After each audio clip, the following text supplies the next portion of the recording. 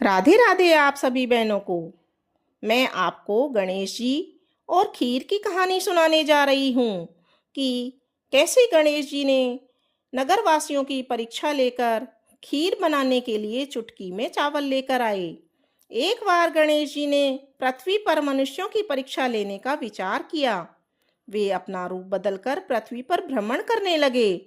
उन्होंने एक बालक का रूप बना लिया। एक हाथ में एक चम्मच में दूध ले लिया और दूसरे हाथ में एक चुटकी चावल ले लिए और गली गली घूमने लगे।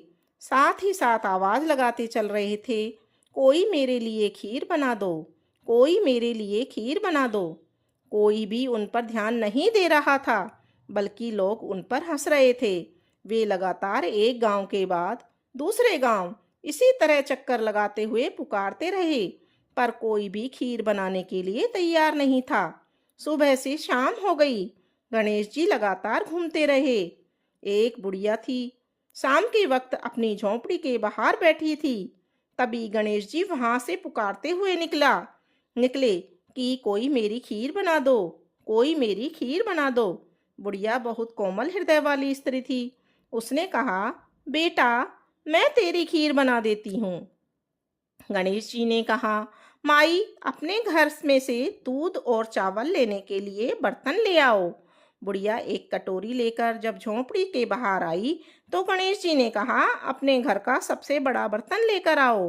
बुढ़िया को थोड़ी झुंझलाहट हुई, पर उसने कहा, चलो बच्चे का मन रख लेती हूँ, और अंदर जाकर अपने घर का सबसे बड़ा पतीला लेकर बाहर आई। गणेश जी ने चम्मच में से दूध पतीले में उड़ेलना शुरू किया। तब बुढ़िया के आश्चर्य का ठिकाना नहीं रहा जब उसने देखा दूध से पूरा पतीला भर गया है। एक के बाद एक बर्तन वह झोंपड़ी के बाद लाती गई और उसमें गणेश जी दूध भरते गए। इस तरह से घर के सारे बर्तन दूध से लबालब भर गए। गणेश जी भगवान ने बुढ़िया से कहा, मैं स्नान करके आता हूँ, तब तक तुम खीर बना लो, मैं वापस आकर खाऊंगा। बुढ़िया ने पूछा, मैं इतनी सारी खीर का क्या करूंगी? तो इस पर गणेश जी बोले, सारे गांव को दावत दे दो। बुढ़िया ने बड़े प्यार से मन लगाकर खीर बनाई। खीर की भीनी भीनी मीठी मीठी खुशबू चारों दिशाओं में फैल गई। खीर बनाने के बाद वह हर घर में जाकर खीर खाने का न्योता देने लगी। लोग उस पर हंस रहे थे। बुढ़िया के घर में खाने को दाना नहीं और सारे गांव को खीर खाने की दावत दे रही है। लोगों को कौतूहल हुआ और खीर की खुशबू से लोग खिंचे चले आ गए। सारा गांव बुढ़िया के घर में इकट्ठा हो गया। जब बुढ़िया की बहू को दावत की बात मालूम हुई तो वह सबसे पहले वहां पहुंच गई। उसने खीर से भरे पतीलों को जब देखा तो उसके मुंह में पानी आ गया। उसने बड़ी जोर से, उसको भूख लगी हुई थी, उसने एक कटोरी में खीर निकाली और दरवाजे के पीछे बैठकर खाने की तैयारी करने लगी। इसी बीच एक छींटा गिर गया और गणपति जी को भोग लग गया और वो प्रसन्न हो गए। अब पूरे गांव को खाने की दावत देकर बुढ़िया वापस अपने घर आई तो उसने देखा बालक वापस आ गया था। बुढ़िया ने कहा, बेटा, खीर तैयार है, भोग लगा लो। गणपति जी बोले, माँ, भोग तो लग चुका है, मेरा पेट पूरी तरह से भर गया है, मैं तृप्त हूँ। अब तू खा, अपने परिवार गांव वालों को खिला।